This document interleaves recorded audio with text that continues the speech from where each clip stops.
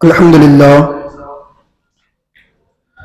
لله رب العالمين والعاقبة للمتقين والصلاة والسلام على سيد الأنبياء والمرسلين وعلى آله وأصحابه أجمعين أما بعد فأعوذ بالله من الشيطان الرجيم بسم الله الرحمن الرحيم اهدنا الصراط المستقيم صدق الله ومولانا العظيم وبلغنا رسوله النبي الأمين المتين الكريم ونحن على ذلك لمن الشاهدين والشاكرين والحمد لله رب العالمين السلام علیکم ورحمۃ اللہ وبرکاتہ۔ آئیے کچھ عرض کرنے سے پیشتر حصول برکت کے لیے ایک مرتبہ درود پاک پڑھ لیں صلی اللہ علی النبی الامی وآلہ صلی اللہ علیہ وسلم۔ صلاۃ و سلام علیک یا سیدی یا حبیبی یا رسول اللہ صلی اللہ تعالی علیہ وسلم۔ روحانی طاقت کا حصول کیسے ہو، اس موضوع پر گفتگو چل رہی تھی۔ آئیے اس کے آگے کچھ باتیں اور عرض کی جائیں۔ ایک مرتبہ اور جھوم کر درود پاک پڑھ لیں صلی اللہ علی النبی الامی وآلہ صلی اللہ علیہ وسلم۔ صلاۃ و سلام علیک یا سیدی یا حبیبی یا رسول اللہ صلی اللہ تعالی علیہ وسلم۔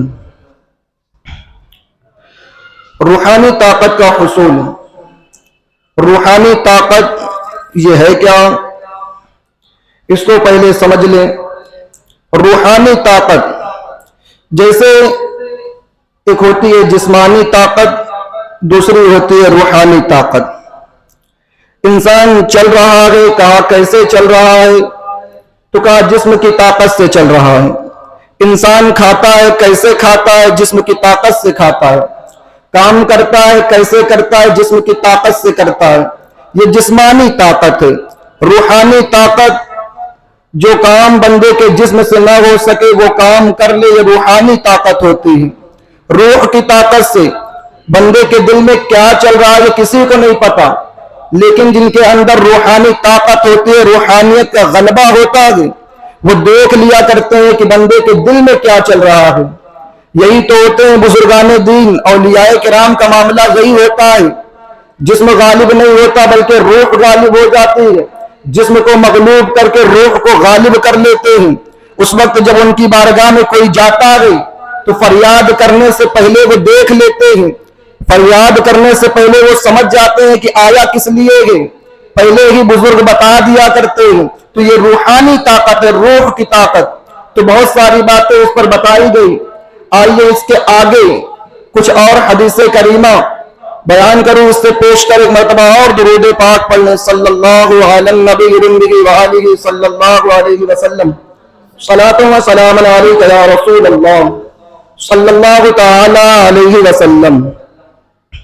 دیکھیں بخاری شریف کی حدیث پاک، حضرت ابو موسیٰ اشعری رضی اللہ تعالی عنہ یہ بیان فرماتے ہیں کہ ایک مرتبہ سورج گرہن ہوا۔ سورج گرہن جب ہوتا ہے، چاند گرہن ہوتا ہے، تو ہمیں کوئی فکر نہیں ہوتی، ٹینشن نہیں ہوتا ہم کو، ہم اپنے کام میں لگے رہتے ہیں۔ یہ سمجھتے ہیں کہ وہ سورج کا میٹر ہے، وہ چاند کا میٹر ہے، ان کا معاملہ ہے وہ سمجھے۔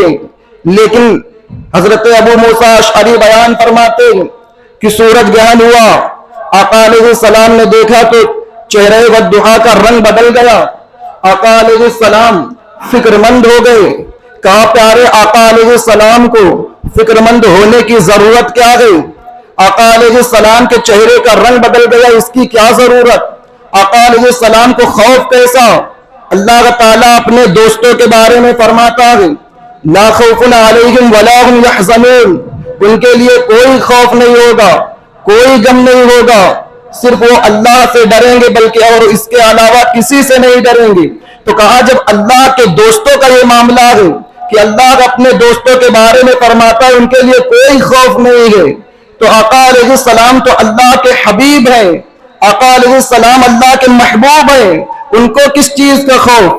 تو جو ہے ان کو کسی چیز کا خوف نہیں ہے، سرکار کو کسی چیز کا ٹینشن نہیں ہے، بلکہ آقا علیہ السلام کا ہر کام اپنی امت کو درس دینے کے لیے ہوا کرتا ہے۔ اگر مصطفیٰ توبہ کرے تو یہ نہ کہے کوئی کہ مصطفیٰ سے گناہ ہوا، کیونکہ اللہ نے حضور کو، انبیاء کو، فرشتوں کو معصوم بنایا، ان سے گناہ نہیں ہو سکتا۔ تو کہا پھر انبیاء آقا علیہ السلام توبہ کیوں کر رہے ہیں؟ اس لیے توبہ کر رہے ہیں، امت کو ذہن دے رہے ہیں کہ میں گنہگار نہیں ہوں لیکن امت گنہگار ہے، اس لیے آقا علیہ السلام ذہن دے رہے ہیں۔ آقا علیہ السلام کے چہرے کا رنگ بدل گیا، امت کو درس دے رہے ہیں کہ اے میرے ماننے والوں، اے میرے عاشقوں، جب سورج گرہن ہو، چاند گرہن ہو تو دیکھو کہ تمہارے آقا کا طریقہ کیا ہے، آقا علیہ السلام نے اس موقع پر کیا کیا ہے۔ بندہ ٹینشن نہیں لیتا ہے، لیکن سرکار صلی اللہ علیہ وسلم کے چہرے کا رنگ بدل گیا، آقا علیہ السلام کے چہرے کا رنگ بدل گیا جب دیکھا کہ سورج میں گرہن لگا ہوا ہے۔ حضرت ابو موسیٰ اشعری بیان فرماتے ہیں کہ جب آقا علیہ السلام نے دیکھا، مسجد نبوی میں تشریف لائے، حضور مسجد نبوی میں تشریف لانے کے بعد فصلى اطول القيام والركوع والسجود، آقا علیہ السلام نے لمبا قیام فرمایا، بہت دیر تک قیام میں رہے، اس کے بعد حضور نے لمبا رکوع فرمایا، بہت دیر تک رکوع میں رہے، اس کے بعد حضور نے لمبا سجدہ کیا، سجدے میں رہے۔ حضرت ابو موسیٰ اشعری بیان فرماتے ہیں رأیت قط یفعلہ، کبھی کبھی ایسا دیکھا جاتا کہ حضور عبادت میں اتنا لمبا قیام کر رہے ہوں، کبھی کبھی دیکھا جاتا کہ حضور عبادت میں اتنا لمبا رکوع کر رہے ہوں، کبھی کبھی دیکھا جاتا کہ حضور عبادت میں اتنا لمبا سجدہ کر رہے ہوں۔ جب حضور علیہ السلام نماز سے فارغ ہوئے تو آقا علیہ السلام نے فرمایا هذه الآیات التي يرسل الله لا تكون لموت الاحد ولا للحیات، آقا فرماتے ہیں یہ اللہ کی نشانیاں ہیں، یہ اللہ کی نشانیاں ہیں، سورج میں گرہن لگنا یہ اللہ کی نشانی ہے، چاند میں گرہن لگنا یہ اللہ کی نشانی ہے۔ آقا فرماتے ہیں لا تکون لموت الاحد ولا للحیات، کسی کے مرنے اور جینے سے اس کا تعلق نہیں ہے، کسی کے لنگڑے لولے ہونے سے اس کا تعلق نہیں ہے۔ یہاں پر حضور علیہ السلام نے یہ حدیث بیان فرما کر بتا دیا جو ہمارے درمیان ایک مسئلہ چل رہا ہے کہ سورج گرہن ہو، چاند گرہن ہو تو حمل والی عورت یہ نہیں کر سکتی، حمل والی عورت وہ نہیں کر سکتی، حمل والی عورت یہ نہیں کاٹ سکتی، حمل والی عورت ایسے نہیں بیٹھ سکتی۔ کہا کیوں؟ تو کہتے ہیں اس لیے کہ بچے کے اوپر اثر پڑنے کا اندیشہ ہے، کہیں بچہ لنگڑا نہ ہو جائے، کہیں بچہ لولا نہ ہو جائے۔ میرے آقا صلی اللہ علیہ وسلم فرماتے ہیں لا تکونوا لموت الاحد ولا للحیات، کسی کے مرنے جینے سے، کسی کے لنگڑے لولے ہونے سے اس کا کوئی تعلق نہیں ہے۔ پھر کہا حضور پھر کس لیے چاند میں گرہن لگتا ہے، سورج میں گرہن لگتا ہے؟ تو آقا علیہ السلام فرماتے ہیں وَلَكِنْ يُخَوِّفُ اللَّهُ بِهِ عِبَادَهُ، سورج میں گرہن اس لیے لگتا ہے، چاند میں گرہن اس لیے لگتا ہے کہ اللہ تعالیٰ اپنے بندوں کے دلوں میں اپنا خوف ڈال دے، اپنے بندوں کے دلوں میں اپنا خوف ڈال دے کہ آج چاند میں گرہن لگ رہا ہے، آج چاند پر مصیبت آئی ہے، آج سورج پر مصیبت آئی ہے۔ اے مسلمان سن، اگر تو نہ سدھرا، اگر تیرے اندر تبدیلیاں نہ آئی تو ہو سکتا ہے یہ مصیبتیں تیرے اوپر بھی آ جائیں، یہ مصیبتیں پریشانیاں تیرے اوپر بھی آ جائیں۔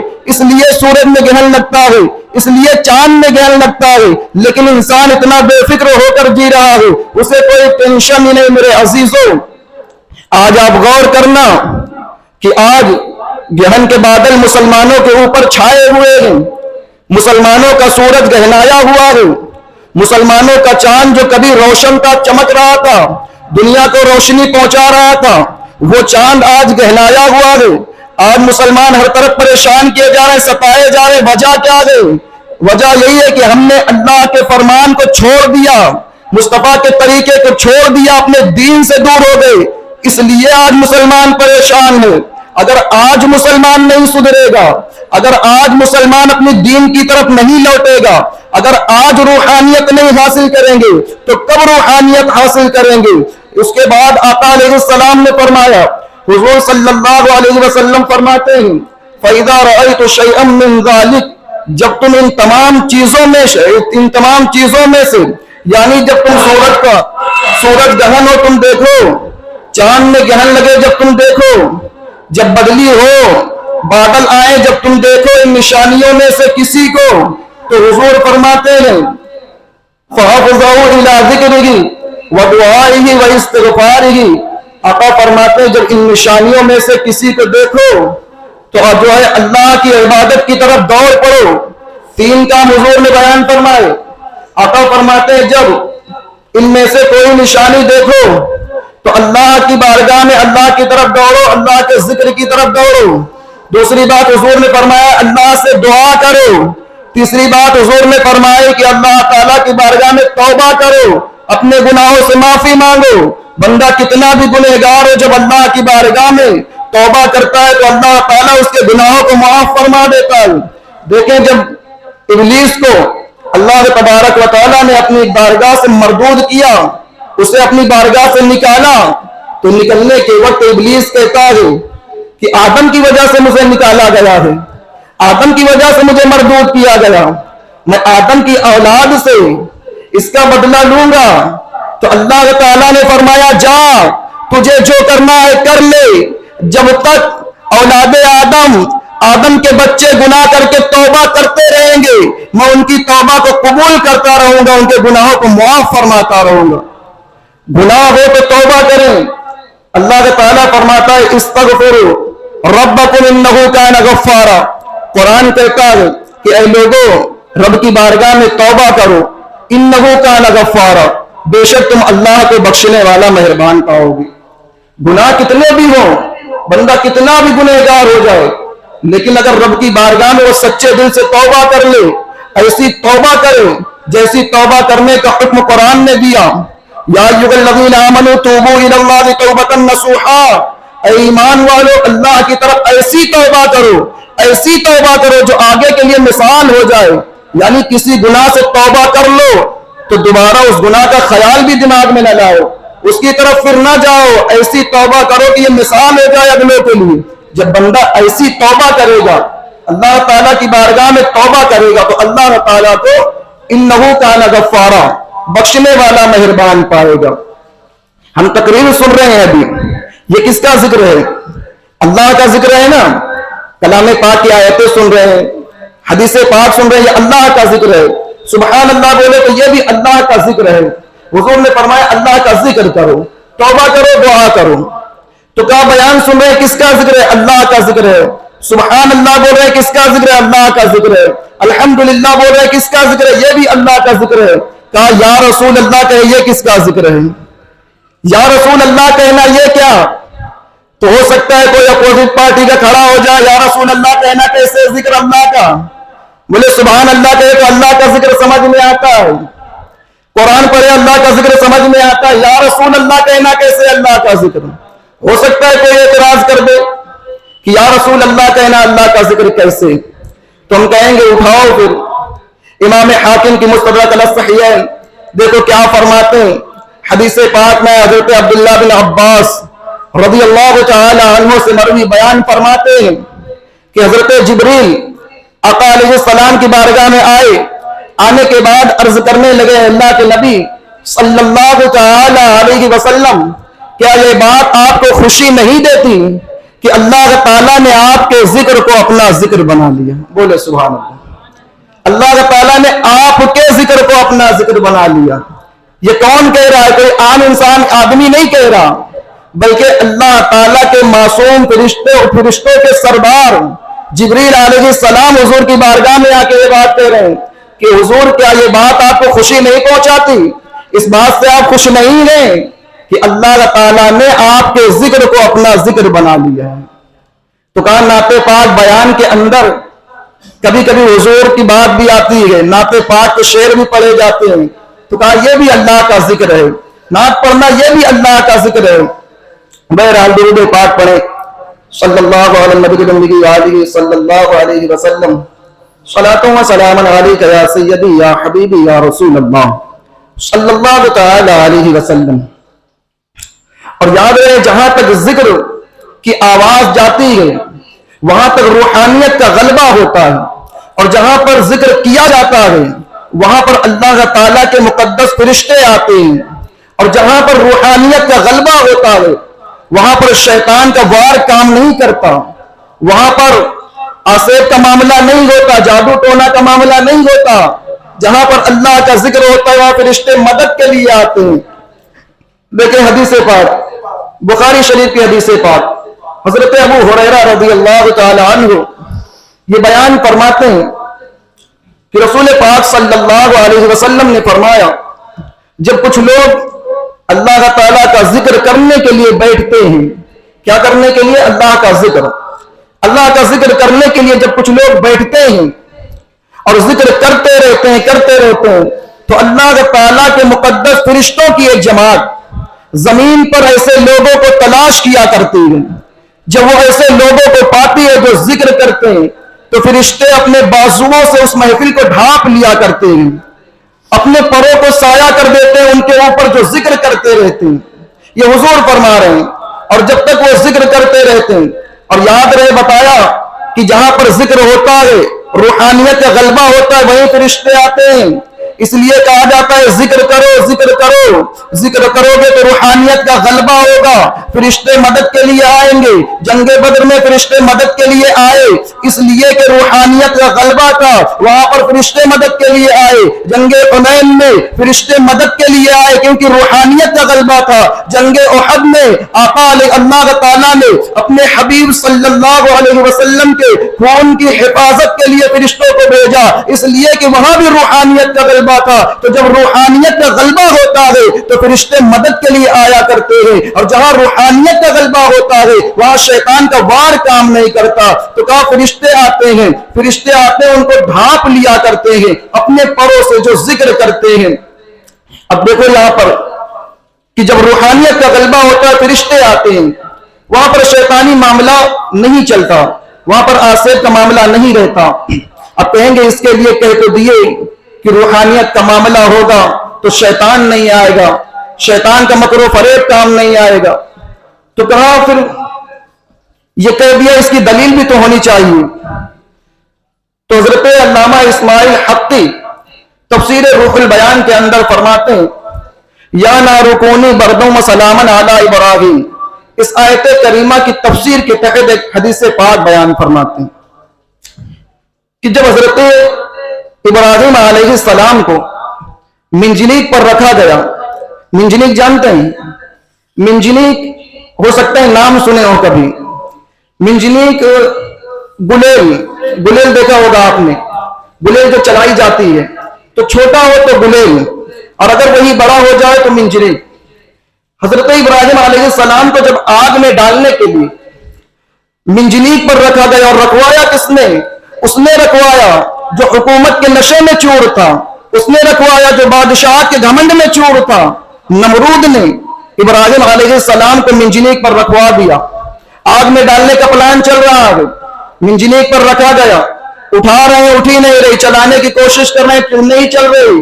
کیونکہ اللہ کے خلیل حضرت ابراہیم منجنیق پر ہیں.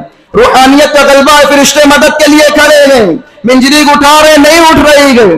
آ گیا ابلیس. دیکھیں شیطان جہاں پر روحانیت کا غلبہ ہوتا ہے جب بندے ذکر کرنے کے لیے آتے ہیں انہیں ورگلاتا ہے. جب بندے ذکر کی طرف آتے ہیں اللہ کی بارگاہ کی طرف تو شیطان ورگلاتا ہے. آ گیا وہاں پر ابلیس.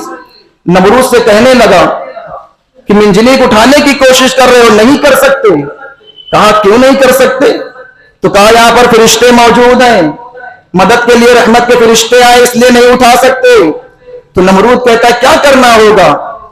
تو ابلیس کیا کہتا ہے جانتے ہیں؟ ابلیس کہتا ہے کہ اگر منجنیق اٹھانا ہے تو پہلے فرشتوں کو ہٹانا ہوگا. یہاں رحمت کے جو فرشتے ان کو ہٹانا ہوگا. کہا کیا طریقہ ہوگا؟ تو کہا عورتوں کو لاؤ اور ان کے بدن سے کپڑوں کو اتروا دو، اس وقت فرشتے چلے جائیں گے. علامہ اسماعیل حقی فرماتے ہیں 10 عورتوں کو لایا گیا. 10 عورتوں کو، ایک روایت میں آیا 30 عورتوں کو لایا گیا. ان کے بدن سے کپڑے اتروائے گئے، ان کے ساتھ بدکاریاں کی گئی. جیسے ہی کپڑے اتروائے گئے رحمت کے فرشتے ہٹ گئے وہاں سے. روحانیت کا معاملہ ختم ہو گیا بدکاری کی وجہ سے. جب رحمت کے فرشتے وہاں سے اٹے منجنیک اٹھ گیا، معلوم یہ ہوا کہ جہاں پر رحمت کے فرشتے ہوتے ہیں جب تک وہاں پر وہ موجود رہتے ہیں شیطانی حملے کام نہیں آتے، وہاں پر شیطانی معاملات نہیں ہوتے، وہاں پر روحانیت غالب ہوتی ہے۔ اور جب کوئی شیطان کے طریقے کو اپنا لیتا ہے، شیطان کے طریقے پر عمل کر لیتا ہے، اس وقت روحانیت کے جو ہے روحانیت ختم ہو جاتی ہے، رحمت کے فرشتے چلے جاتے ہیں، پھر انسان شیطان کے مکر و فریب میں پھنس جاتا ہے۔ شیطان کتنی چال چلتا ہے روحانیت ختم کرنے کے لیے۔ آج ہر انسان ٹینشن میں ہے، ہر انسان پریشان ہے، گھر میں برکت نہیں ہو رہی، بچے پریشان کر رہے، کاروبار میں برکت نہیں ہو رہی۔ وجہ کیا ہے؟ وجہ یہ ہے کہ ہم نے اللہ کا ذکر کرنا چھوڑ دیا۔ جہاں پر رحمت ہے، جہاں پر اللہ کا ذکر ہوتا ہے، روحانیت کا غلبہ ہوتا ہے، وہاں رحمت کے فرشتے رحمت لے کر نازل ہوتے ہیں، وہاں پر مدد کے لیے فرشتے آتے ہیں۔ کہا گھر میں برکت کیوں نہیں ہو رہی؟ اس لیے نہیں ہو رہی کہ جو برکت والی چیز ہے ہم نے اسے طاعت کی زینت بنا دی۔ قرآن پاک جسے ہمیں پڑھنا چاہیے تو اسے ہم نے طاعت کی زینت کباڑ کے اندر سجا کر رکھ دیا۔ جو پڑھنا چاہیے تھا اللہ کا ذکر نہیں ہو رہا ہے، اللہ کا ذکر نہیں ہو رہا ہے، رسول پاک کا طریقہ نہیں اپنایا جا رہا ہے، ہم نے ان سب چیزوں کو چھوڑ دیا، روحانیت ختم ہو گئی۔ جس چیز کو گھر کے باہر رکھنا تھا، گھر سے دور رکھنا تھا، اس کو ہم نے گھر کے اندر لا کر اس کی زیارت 5 وقت کر رہے ہیں۔ اور جس چیز کو پڑھنا تھا، جس کا دیکھنا بھی ثواب ہے، جس کا چھونا بھی ثواب ہے، جس پر نگاہیں پھیرنا بھی ثواب ہے، اس کو ہم نے طاعت کی زینت بنا دی، اس کو ہم نے کباڑ کے اندر سجا کر رکھ دیا۔ اور جن چیزوں کو گھر سے باہر رکھنا تھا، آج گنبد خضرا کا اگر نقش ہوتا ہے گھر میں تو بندے کو توفیق نہیں ہوتی کہ صبح اٹھ کر ایک بار اس کی زیارت کر لے، تاکہ اللہ تعالیٰ بینائی میں برکت عطا فرما دے، تیزی عطا فرما دے۔ گنبد خضرا ہے، خانہ کعبہ کی زیارت کی توفیق نہیں ہوتی، کلام پاک کو نہیں دیکھ سکتا بندہ، لیکن وہی فلمی اسٹاروں کے فوٹو گھر میں لگائے جاتے ہیں، وہاں پر جاندار کے فوٹو ہوتے ہیں۔ یاد رہے میرے آقا فرماتے ہیں دنیا میں جو جس کے طریقے پر ہوگا، جس سے محبت کرے گا، قیامت کے دن اس کا حشر اسی کے ساتھ ہوگا، قیامت کے دن اسی کے ساتھ اٹھایا جائے گا۔ تو آج انسان کو کلام پاک پڑھنے کی جو ہے مہلت نہیں گئی، اسے ہم نے سجا کر رکھ دیا۔ ٹی وی کو ہم نے گھر میں رکھ لیا، ٹی وی دیکھ رہے ہیں، ننگی عورتیں وہاں پر نچائی گئی۔ ابراہیم علیہ السلام کے پاس فرشتے موجود ہیں رحمت کے، روحانیت غالب ہے، جب ننگی عورتیں وہاں پر ناچی، ان کے ساتھ بدکاریاں ہوئی، رحمت کے فرشتے ہٹ گئے۔ ہم نے اپنے گھر میں ننگی عورتوں کو نچانا چالو کر دیا ہے، موویز دیکھنا چالو کر دیا ہے، غلط غلط پکچریں دیکھ رہے ہیں، رحمت کے فرشتے کہاں سے آئیں گے؟ عذاب کے فرشتے آئیں گے، وہاں پر شیطانی حملہ کامیاب ہو جائے گا۔ اس لیے گھر میں برکتیں نہیں ہو رہی ہے۔ اگر گھر میں برکت چاہتے کلام پاک کی تلاوت شروع کر دو۔ اسٹار جو دنیا کے اسٹار ہیں، قیامت کے دن یہ بھی لفڑے میں ہوں گے، ان کے ساتھ تم بھی لفڑے میں ہوگے۔ جس کا فوٹو تم لگا کر دن بھر میں 5 بار دیکھ رہے ہو، بڑے بڑے بال لگا دیے، کوئی کیسے کرا کیسے کپڑے گئے، بہت اچھا انسان انہیں سمجھ رہا ہے۔ میرے آقا فرماتے جہاں پر جاندار کی تصویر ہوتی گئی وہاں پر رحمت کے فرشتے نہیں آتے گئے۔ تو سوچیں ہم نے جو ٹی وی لگائی گئی، ہم نے جو اسٹاروں کے فوٹو لگائے گئے، جب تک یہ گھر میں موجود رہیں گے اس وقت تک رحمت کے فرشتے نہیں آئیں گے، اس وقت تک گھر میں خیر و برکت نہیں ہوگی۔ تو خیر و برکت چاہتے ہو، یاد رہے کہ یہاں تک حدیث میں فرمایا گیا جاندار کی تصویر سب کے لیے فرما دیا گیا، جاندار کی تصویر، یہ نہیں کہ پیر صاحب کا فوٹو ہے تو چل جائے گا، پیر صاحب کا فوٹو ہے یا پیر صاحب کا فوٹو ہو، کسی کا بھی فوٹو ہو جاندار کا ہونا چاہیے۔ کچھ لوگ ہوتے ہیں امام حسین کا گھوڑا کہتے ہیں، وائٹ کلر کا گھوڑا، تیر لگی ہے، نقش بنا دیے، اس کو گھر میں لا کے لگا لیے، کیا ہوگا اس سے؟ کہا امام حسین کا گھوڑا ہے وہ۔ ارے کہا وہ جب تک گھر میں رہے گا برکت نہیں ہوگی، فرشتے نہیں آئیں گے رحمت کے۔ تو رحمت چاہتے ہو فوٹو کو نکال کر پھینکو، جاندار کی جو تصویر لگا ان کو ختم کرو، اللہ تعالیٰ رحمت کے فرشتوں کو بھیجے گا۔ اور رزق میں برکت لے کر آتا کون ہے؟ فرشتے آتے ہیں، رحمت لے کر فرشتے آتے ہیں۔ جب ہم نے فوٹو لگا لیا، ٹی ویز دیکھنا چالو کر دیا، پکچریں دیکھ رہے ہیں بیٹھ کے، کلام پاک کی تلاوت کرنے کا موقع نہیں ہے، ٹی وی دیکھ رہے ہیں، موبائل چلا رہے ہیں، جب ہم یہ سب کام کریں گے تو سوچے فرشتے آئیں گے نہیں تو رحمت گھر میں کہاں سے آئے گی؟ بہرحال درود پاک پڑھیں صلی اللہ علیہ وآلہ صلی اللہ علیہ وسلم، صلاۃ و سلام علیک یا رسول اللہ صلی اللہ تعالی علیہ وسلم۔ تو حضرت ابو ہریرہ رضی اللہ تعالی عنہ فرماتے ہیں کہ رحمت کے فرشتے آتے ہیں، جہاں پر ذکر کرنے والے بندے ہوتے ہیں آتے ہیں اور انہیں اپنے بازوؤں سے ڈھانپ لیا کرتے ہیں۔ جب تک وہ بندے ذکر کرتے رہتے ہیں، اللہ کی پاکی بولتے رہتے ہیں، فرشتے وہاں پر سایہ کیے ہوتے ہیں ان کے اوپر۔ اور جب بندے وہاں سے ذکر ختم کر کے اپنے اپنے گھروں کو چلے جاتے ہیں تو فرشتے رب کی بارگاہ میں جاتے ہیں, رب کی بارگاہ میں حاضر ہوتے ہیں. اللہ تعالیٰ فرماتا ہے فرشتوں کہاں سے آئے ہو؟ سبحان اللہ. اللہ تعالیٰ فرماتا ہے فرشتوں کہاں سے آئے ہو؟ کیا اللہ نہیں جانتا؟ یہ بازو والا ہوتا تو کہتا اللہ نہیں جانتا, اللہ کو علم غیب ہی نہیں ہے. ارے ہم نے کہا گھامڑو اللہ کو علم غیب نہیں ہے, تجھے غیب نہیں ہے, تجھے علم ہی نہیں ہے, کیونکہ اللہ کے لیے کوئی چیز غیب ہی نہیں ہے. اگر کہے کوئی کہ اللہ کو علم غیب نہیں ہے, کہیں گھامڑو تم کو علم نہیں ہے, کیونکہ اللہ کے لیے کوئی چیز غیب ہی نہیں ہے. غیب تو بندے کے لیے ہے, اللہ کے لیے ہر چیز ظاہر ہے. تو اللہ نے پوچھا, اللہ پوچھتا ہے فرشتوں کہاں سے آئے ہو؟ حالانکہ اللہ جانتا ہے.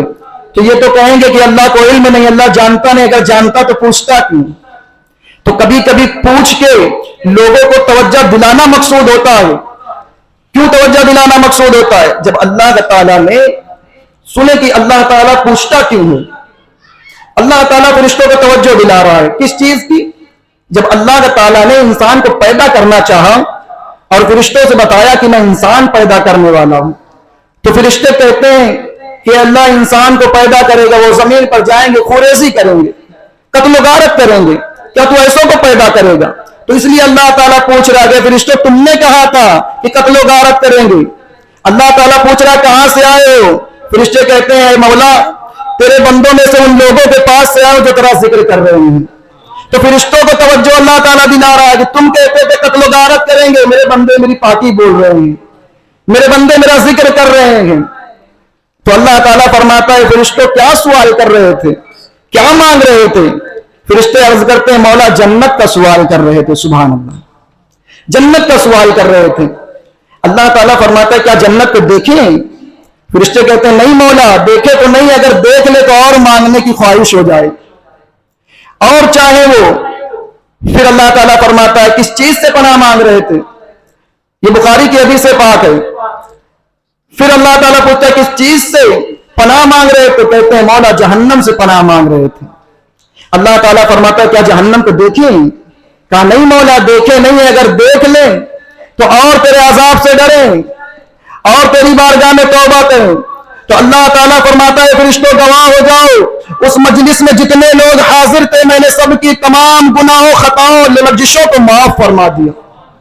اس جماعت میں جو ذکر کرنے بیٹھتے ہیں پوری جماعت میں, اچھا حدیث پاک کا ایک جز باقی ہے, بہت پیارا جز ہے, بولے ایک بار سبحان اللہ.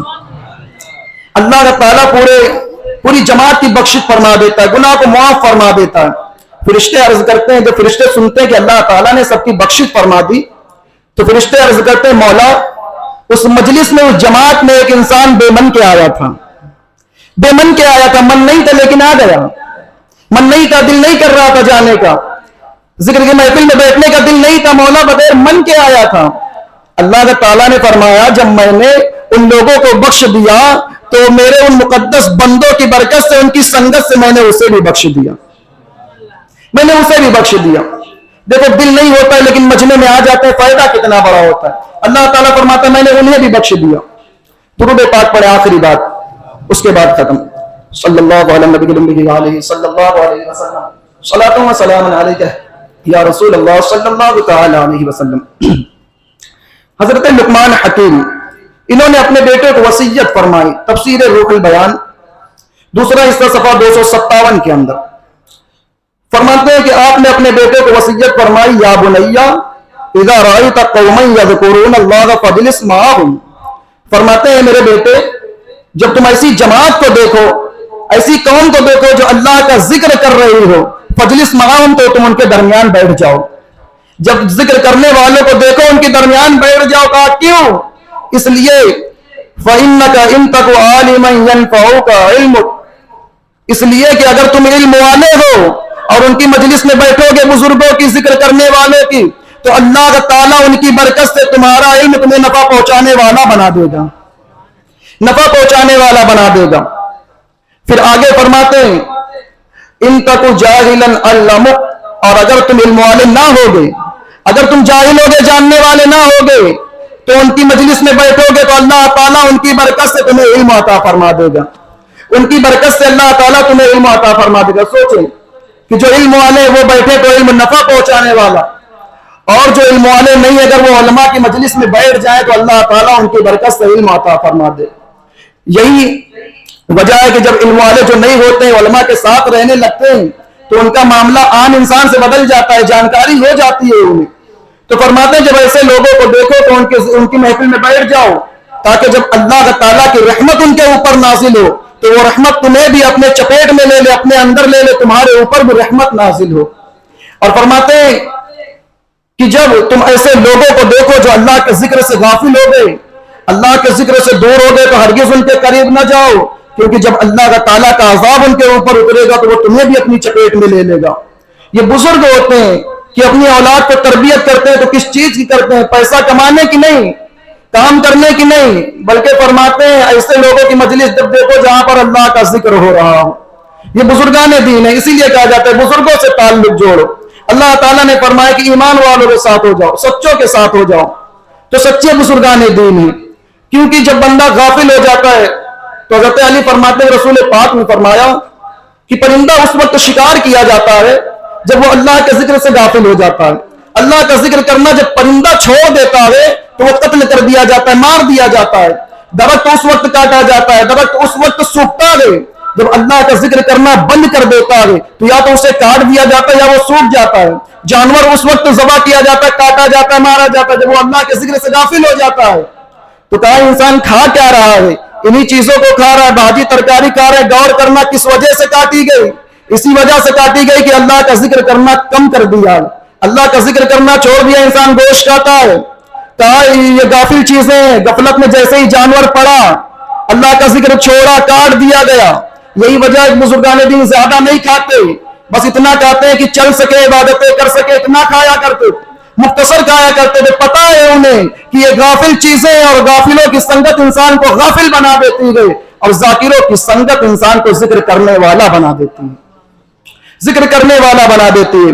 آج انسان مارے جا رہے ہیں، کاٹے جا رہے ہیں، طرح طرح سے پریشان کیے جا رہے ہیں، وجہ یہی ہے کہ انسان اللہ کے ذکر سے غافل ہو چکا ہے۔